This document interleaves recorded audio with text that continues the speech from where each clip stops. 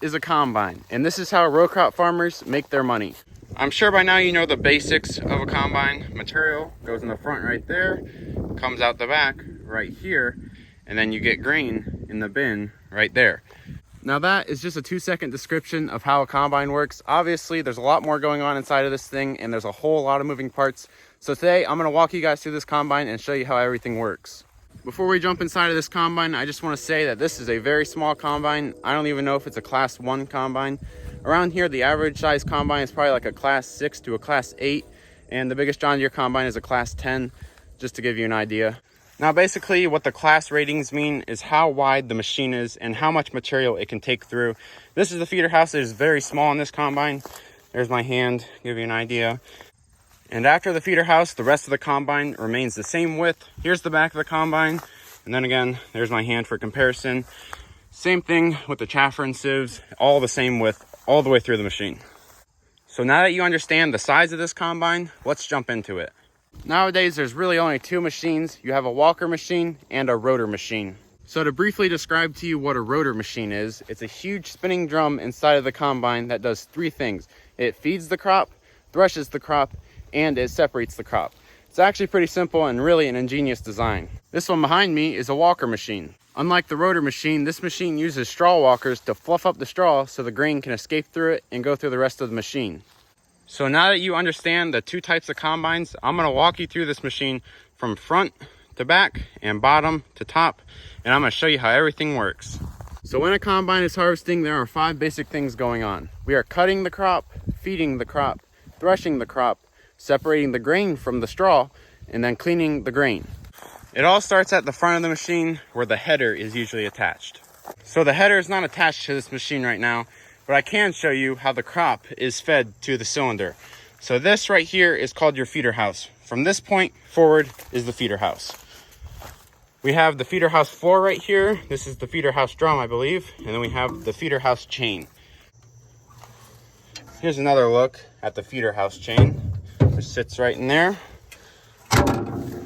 Here's a view from the other side of the feeder house. Now, not only does this deliver the material to the rest of the combine, this is also where the head attaches and where the head is driven from.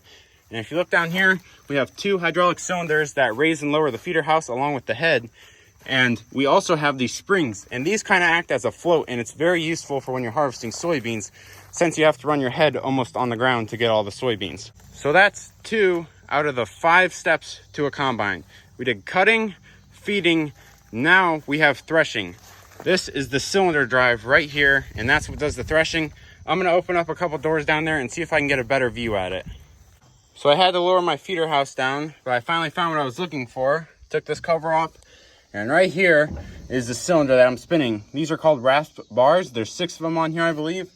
And right down there is the concave. Right over here, we have this little indicator right there, and that's basically telling us how far the concave is from the cylinder. Right now, this is set up for wheat, so there's a 1/2 inch gap between one of these cylinder bars and the concave right down there. So this cylinder is spinning at 900 RPM, and when the material comes up, it grabs it and gently rubs it across the concave. Straw goes up through and grain goes down through the concave. So that was step number 3, threshing, and now we're on to step number 4, which is separating, and that starts right behind that door right there.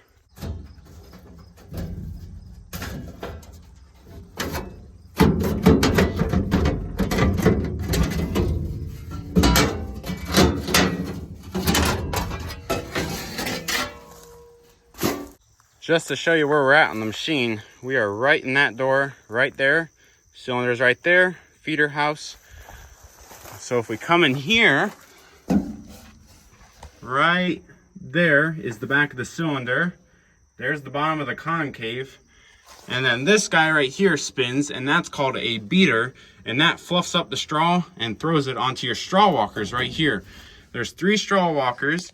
And those kind of go, think of like a crankshaft and pistons in an engine. They kind of walk the straw all the way to the back of the machine, go all the way back there. And if you look at them, they've kind of got these little steps in them. See right there, it steps down. That's mainly for corn, I think, for the corn cobs. Not really sure. And then you got these little slits in them right here, and then the grain falls through there. And we'll get onto that in a minute, but there's augers down there. And I'll show you where these straw walkers go. Straw walkers start right there, all the way back to right here. Climb up here. There's some more of your straw walkers. You have these little triangle shaped pieces that helps fluff it up even more so the grain can get through. There's what it looks like. 3 straw walkers all the way back. And then on the back of this machine, you could have a straw chopper right here. You could also have a spreader too. So that was step number 4, and the straw has officially made its way out the back of the machine. You could have it chopped and spread back out on your field, or you could have it windrowed and baled. So now we're going to go on to the flow of the grain. Now I'm going to jump back into this compartment right here. If you look underneath the concave, you can see there's 3 augers underneath there. Now 90% of the grain comes out at the concave, and 10% of it stays with the straw and makes its way onto the walkers, and that's why these fluff up the straw so the grain can go through. Now those augers go from the front of the combine right there, make their way all the way to the back, and the flighting goes both ways, so it's pulling the material this way, and from back here it's pulling it all to the center. Now at this point in the system, the grain is not very clean. It still has a bunch of little pods in it and little bits of straw. So now we have to do step number 5, which is cleaning the grain. So if we come under here, here is how the grain is cleaned. So if you look up there, you can see those 3 augers that I was talking about. Come all the way to the back here, and they go underneath the straw walkers. There's the walkers right there. And this guy right here is called your chaffer. I'm gonna open this up for you. And then that one right there is called your sieve, and that is what finishes the cleaning of the grain. So while these 3 augers are delivering the dirty grain to the chaffer and the sieve, the chaffer and the sieve are moving back and forth really fast to help the grain fall through. And now the grain is heavier than the chaff. And there's also a fan over there, which I'll show you that here in a minute. The fan is blowing up through the sieve and the chaffer, blowing the light material out the back. And the heavy stuff, like the grain and the uncracked seed pods, make their way across. Grain goes down through the sieve and into the clean grain system. And if it makes its way across the chaffer, right here, you can see how these are up farther than those. You can also adjust the pitch of these. See how that works? Pretty cool. If it makes its way across, it comes into here and goes back through the whole entire system again. Right here is your fan. You've got this knob right here that adjusts that pulley right there to adjust the speed of your fan. So your uncracked seed pods get augered into this elevator and taken up to the top. Go right up this elevator, and then John Deere is smart. Inside of the cab, you can see your return grain. You can see it right there. There's your auger. Augers it back over and drops it right back down into the cylinder to do the whole entire process again. So now that the grain has been cleaned, it's time to get it up to the bin. So if you come down under here, you can see how this is kind of gravity fed shaped, and there's an auger in here. Auger comes all the way across, and if you look in here, you can see we have little rubber paddles, and those little paddles grab the grain right here, and they take it all the way up to the top. So I'm up in the grain bin right now. Pretty big grain bin, really. I think it's 100 bushel, maybe not quite. Not really sure. I opened up this door right here, and then there's the top of the elevator. If you look in here, there's some water in here. I need to clean it out. It's from me power washing this. There's the little paddles that you saw at the bottom of the elevator. And then when the grain is coming up, it makes this turn. It throws the grain into this compartment. You can see where the grain rubbed off the paint on this cover. And that auger flighting brings it all the way up into the bin. There's a universal joint in there so it can make the bend. And it drops it into here and fills it all the way up to the top. And you're probably wondering, how does this, being so low, fill it all the way up to the top? It's actually a really good design. It just keeps feeding in more and more until it fills it all the way up. And this is exactly how modern combines do it too. And then once your grain bin is full, there's an auger down here, another universal joint right there, and it goes up and out the auger. Here's just what the back of the combine looks like. There's the walkers down in there, grain bin, auger, cab, and then the engine is right over in there. So now that you understand how a combine works, it's time to hop up in the cab. I'm going to show you all the controls in there, and then we're going to fire this thing up, and I'm going to walk around it so you guys can see all the moving parts. Here's the view that you get from the cab. It's pretty good. You can see just about everything you need to see. Over here we have the unloading auger. You pull that guy up to unload. We have the clutch. That little guy right there moves the steering column back and forth. Then we have split brake down there. That brake is for that tire, and that brake is for that tire. Here's your reel up, reel down, variable speed faster, slower, header up, header down, also with the feeder house. This engages the separator, so everything that we talked about in the video behind us here. There's throttle, choke. This engages the header and the feeder house. Engine RPM, cylinder speed, RPM, fuel gauge, oil pressure gauge, temperature gauge. Here's your shifter. We have 3 speeds forward, 1 reverse. There's your key. That used to be a horn. You got a CB radio there. Here's your reel speed control. And this is your system. If anything were to ever plug up, one of these lights would come on and it would tell you where to go look. Oh, and a little raccoon guy here. That's just a reminder of the raccoons that were once living in this cab. And this cab has came a long ways from there. It's actually pretty nice in here. And this is your cylinder speed adjustment. And then we also have this crank right here, and that adjusts the clearance from the concave to the cylinder. It's pretty simple in here. Got a light right here. Yeah, not too much going on. All right, what do you say we fire this thing up? Push my clutch in there, make sure we're in neutral. Here we go. Get a little bit of throttle.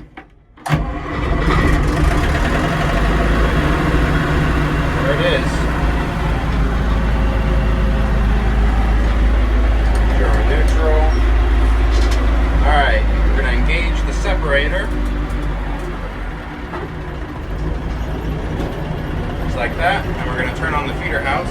See all the crap coming out. There's that shaft speed indicator system I was talking about, right there. We're gonna rev up.